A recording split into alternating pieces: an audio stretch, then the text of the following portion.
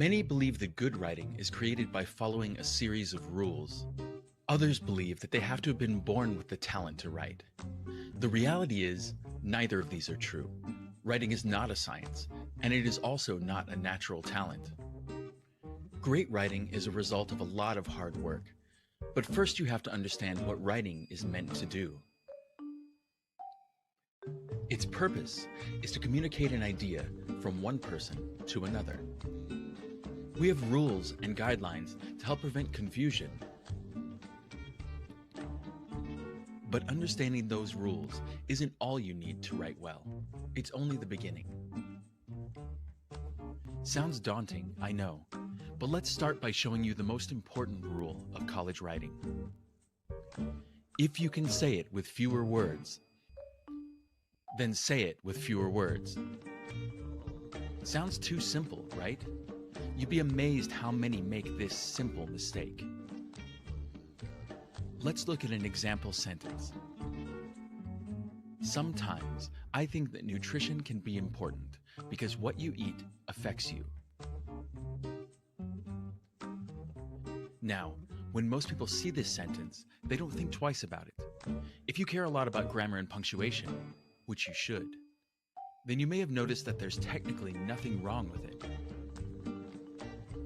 Even so, this sentence definitely breaks our #1 rule of writing. Let me show you why. Sometimes I think that nutrition can be. Both of these weaken the sentence. Is nutrition important or isn't it? So we cut out sometimes and can be. Now we have, I think that nutrition is important because what you eat affects you. This is a much stronger sentence, but it still needs some work. I think this is a mistake I see all the time. Most of your college writing will not be just about what you think. Or rather, you will be proving what it is you think with good sources and good information. We'll go over this again in a later class, but for now, look at these examples and notice how the words I think weaken a statement. I think you are right. You are right. I think animal abuse is wrong. Animal abuse is wrong. I love you. I think. So we take out I think. Look at our sentence now. Nutrition is important because what you eat affects you. We could shorten it even more. Nutrition is important. But the rest of the sentence tells us that we'll probably be reading about the effects of nutrition, so we'll keep this as is. Remember, the rule is if you can say it with fewer words. The if is important. Now you can't just go around shortening sentences for the sake of shortening them, but you can almost always cut a few words while still maintaining the meaning of the sentence. Students often ask me, so you're saying I should write more simply?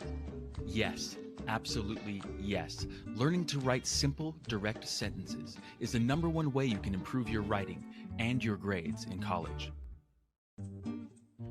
Look at this example from a student paper about music. The song, it reminds me of the clouds, their color, and the feelings in which they give me. There are a lot of problems with this sentence, but let's try to fix it by making it simple and direct.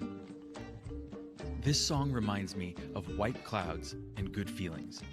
It's not a perfect sentence, but isn't it much better? Let's look at one more example sentence. With this song, I learned a lot about myself and to trust myself and to find someone worthy to be with me, and I finally did, after a lot of tries. By now you should recognize that that sentence takes too long to say what it's trying to say. Often the solution is to break it up into several short, clear sentences. I learned a lot about myself from this song. I learned to trust myself and others, and I found someone who deserves me. Again, this isn't a perfect edit. You might have a totally different idea about how to shorten it, but that's okay as long as you're looking to say it well and say it with fewer words.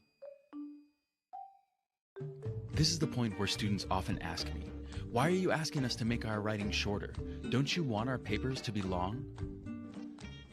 It is true that you'll have page requirements for most of your assignments in school. But that doesn't mean that those assignments need to be filled with big, bloated, overwritten sentences. We have a name for that.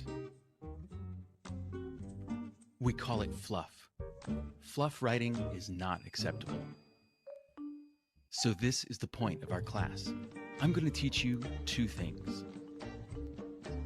First, I'm going to teach you how to make your sentences shorter and more direct, concise and precise.